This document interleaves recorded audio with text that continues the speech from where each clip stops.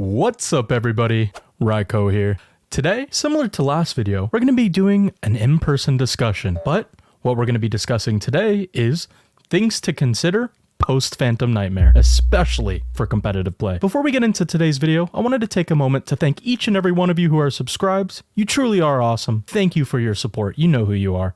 Thank you. If you're not subscribed, please consider subscribing. It helps a lot, and it's completely free of charge on your end. We love free things, right? So go ahead and hit that subscribe button. Anyway, let's get into the video. The first thing I wanted to talk about post Phantom Nightmare is addressing the elephant in the room.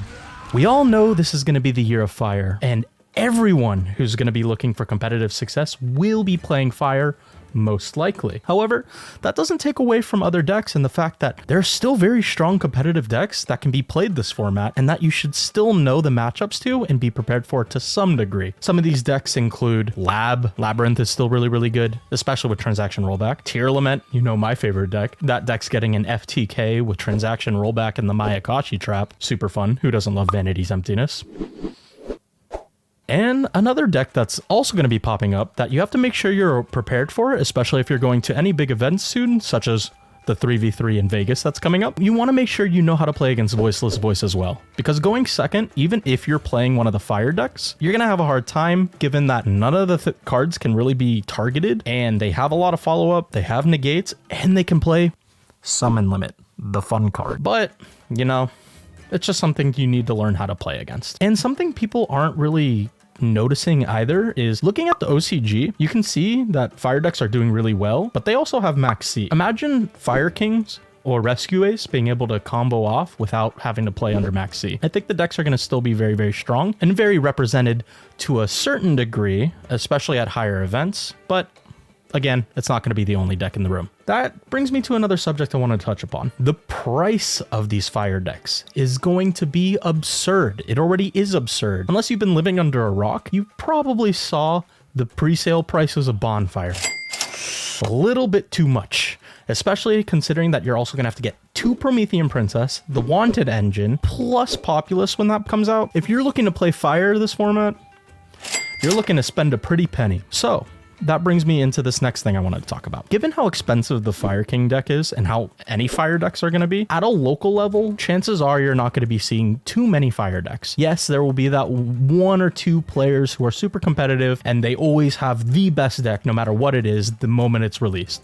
But a lot of people aren't really going to be willing to drop over $1,000 for a meta deck that a lot of people speculate will be hit rather fast anyway. So at a local level, you may not have to worry about fire decks too much, so you may not have to side too heavily for it, but if you're looking to go to a regional or a YCS, for example, the YCS that's coming up in Vegas, you may want to side heavily for fire decks, because if you're not playing fire deck, you're probably going to play against fire decks, and they're very good next format. And that brings me into some cards I wanted to talk about to counter the fire deck. If everyone's going to be worried about the fire deck and everyone thinks fire deck's going to be the best deck, well, everyone's going to be siding for it. And just like Branded, when everyone expected Branded to be the best deck and everyone targeted it, Branded didn't really perform as well. And we might see the same thing with Fire. Certain cards to side for the deck are Droll. Droll and Lockbird is really good against Fire decks, like especially Fire King. Stopping the search after they, let's say they go Bonfire, add Populous, effect upon Populous to special, and you chain Droll, that's going to make their end board a lot easier to deal with. So Droll is definitely going to be the card in next format. Another card to keep in mind is Shifter.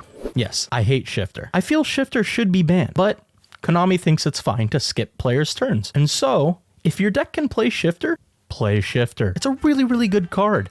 And, you know, also, there's the cost appeal, you know? Do you want to spend over $1,000 on a deck just for everyone to target your deck? Or do you want to spend $50 on a deck such as Fluunderies and just play Shifter? Things to consider, but there are definitely budget options out there. And as a fire player, Shifter is something you should be prepared for. If you're not playing Called By, play it. If you're not playing Crossout, play it. And make sure you have a Shifter in your extra deck for Crossout. Another card that a lot of people are going to be playing, and that has already been bought out to some degree, is Soul Release. Yes, that one card from your bulk binder that Yugi played a while back, Yes, Soul Release is going to be pretty good coming up this upcoming format. Being able to banish your opponent's Fire King Grave, for example, will make it to where all their interruptions is essentially SP Little Knight. You're getting rid of the Promethean Princess. You're getting rid of the Garunix. You're getting rid of any potential follow-up that they have. It's very, very strong. The problem with this, though, is that Soul Release doesn't really hit any other decks other than fire decks. And so, kind of like the idea with XYZ Encore, you have to pick and choose whether or not it's really worth it to play it in your side deck. But as a fire player, you should be worried about Soul Release being dropped on you. Yes, there can be some counterplay to this, such as Artifact Lancia. You know, they activate Soul Release, you chain Lancia, chances are you're winning that game. A lot of people are going to be targeting the fire decks, and Soul Release is one of those cards. Another card, as mentioned previously for Voiceless Voice, is Summon Limit. If you're going first and you're siding and your deck can play Summon Limit is going to be incredible next format. But if you're going to a big tournament, even if you're not playing fire, if you're playing against Voiceless Voice, for example, or a deck that can play Summon Limit, expect for them to side in Summon Limit, so make sure you're prepared for that to some degree. Another thing to consider is, because people are going to be playing Soul Release, that means people are going to be taking out like DD Crows, and people are going to be taking out Bestials. Everyone's going to be playing fire, right?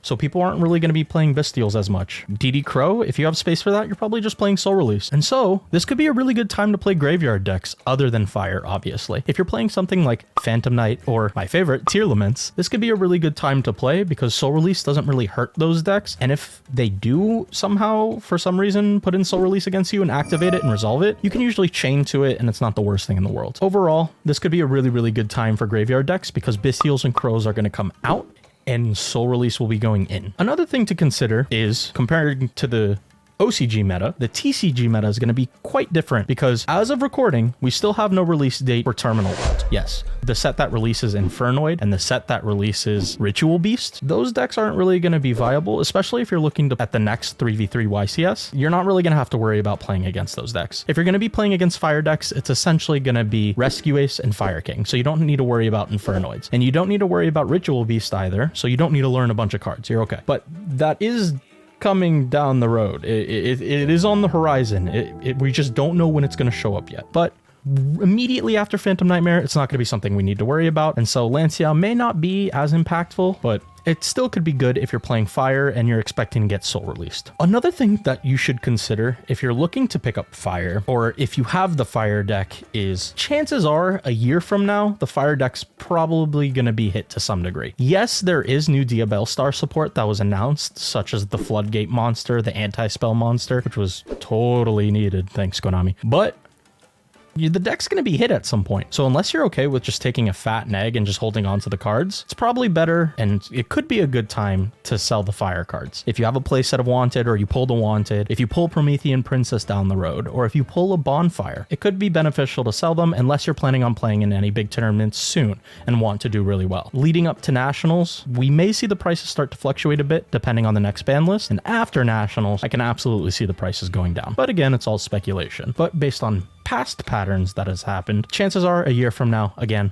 the fire deck's not going to be as strong as it is post Phantom Nightmare. All in all, there are a good amount of things to consider post Phantom Nightmare, such as what deck do I play? What cards do I play to side against the fire decks? Should I play fire deck? Should I just play shifter? There are a lot of things to consider, but I hope this video helped out a little bit. If you stayed this long, thanks so much. You're awesome. And until next time, peace.